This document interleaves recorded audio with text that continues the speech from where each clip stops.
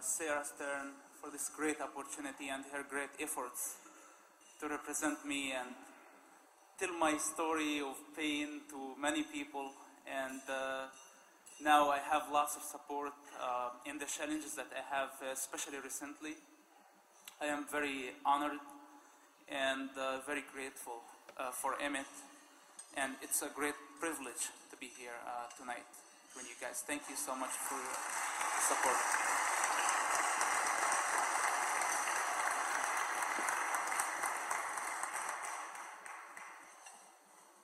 God Almighty used the ignorant to confound the wise, and the weak to confound the strong, and the nothing to confound everything.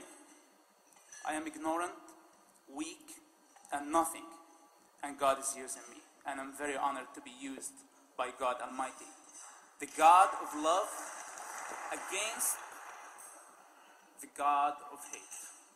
Yes, they exist. They are there. And I personally switched gods. I was very devoted to the God of hate. Why did I leave that religion, that belief? And trust me, most of the things that I say, they are politically incorrect. So I hope I don't offend anybody, and I have my reasons to say what I have to say. It's a calling, it's a duty. And I witnessed enough blood and enough sufferings of many victims of bad ideologies and fake gods that gives me, I think, the authority and the power to keep going, and nobody is going to stop me. I don't care if it's politics.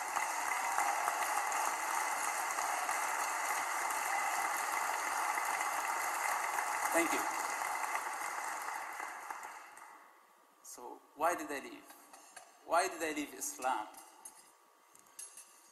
It's not easy to answer this question. But if I have an easy answer in my mind, I say because the God of Islam doesn't like music. Simple answer. And he doesn't like Jews. He doesn't like infidels. Also, he doesn't like Muslims. The God of Islam is the biggest enemy of Muslims. I can approve it. And he's sending them to death. He is enslaving them with shame, fear, and guilt. Those are the weapons that the God of Islam uses against the nation of Islam. They are slaves. They have been enslaved. They have been lied to. And to come out of that picture, of all that environment, and come to the God of liberty. Liberty of religion, liberty of all types of human weaknesses that everybody suffers every day. To come from a country that absolute control, its constitution, absolute control liberty. To come to this great country of freedom and liberty. This is why America is a great country. This is why I believe this nation is a great nation. Not because of a strong economy, not because of strong currency or a strong constitution. Not only these, because of liberty. Because of the liberty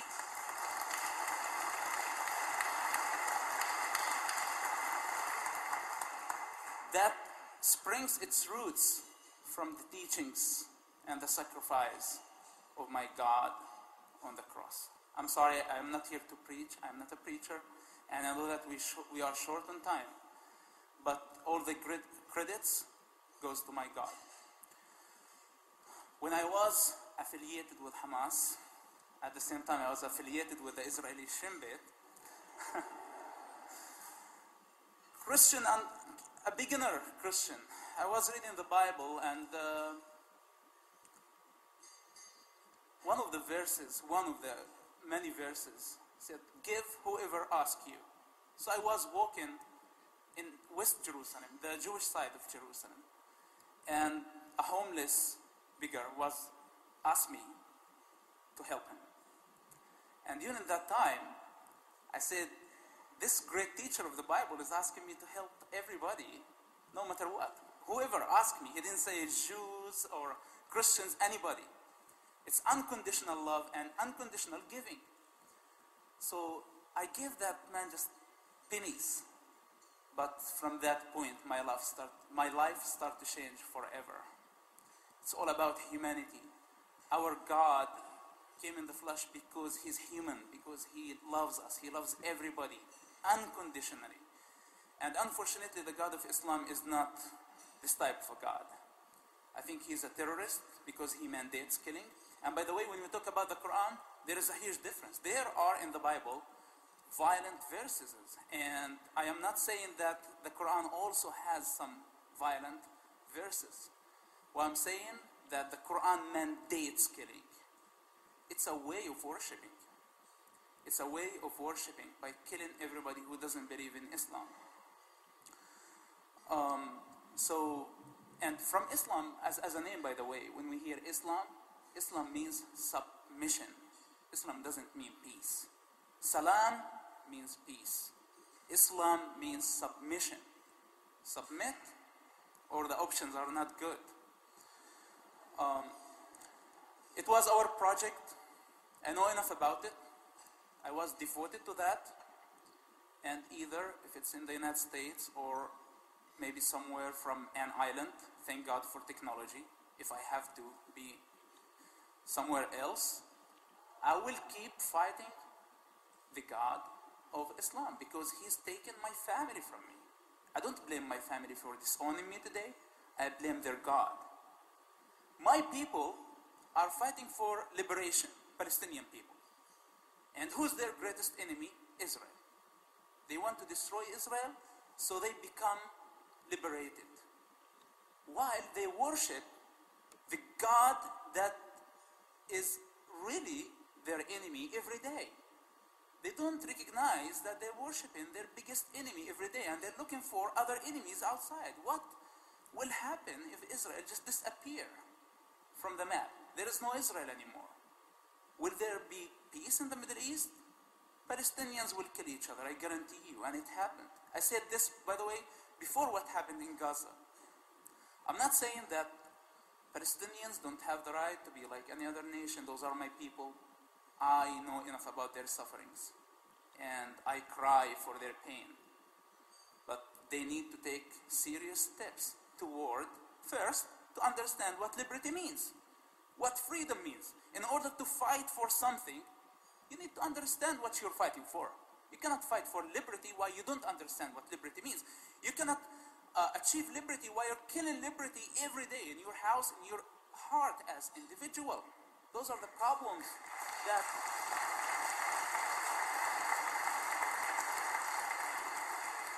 and those are the biggest enemies. Unfortunately, maybe many people gave up on us. And I'm telling you, I'm not the only one. We have lots of heroes. They're working in the shadows. We don't take our permissions from governments. And we can do our duty without financial support, without anything, with the power of our God. In order to defeat this evil God, we cannot defeat him with any type of nuclear weapon, unfortunately, because it's an idea, it's ideology. And when we have ideological problem, we need ideological solution.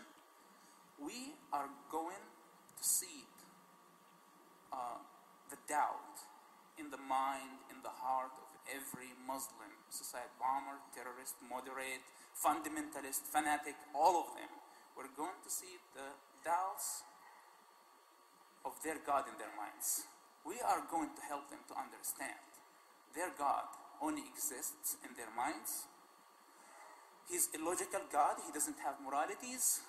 He doesn't have responsibilities. He's a terrorist. He exists here in America, not only in the Middle East. And he's very dangerous. He exists in every mosque and in every society in America. We will keep fighting him. We're not going to stop. We're not going to give up. Yes, I am weak.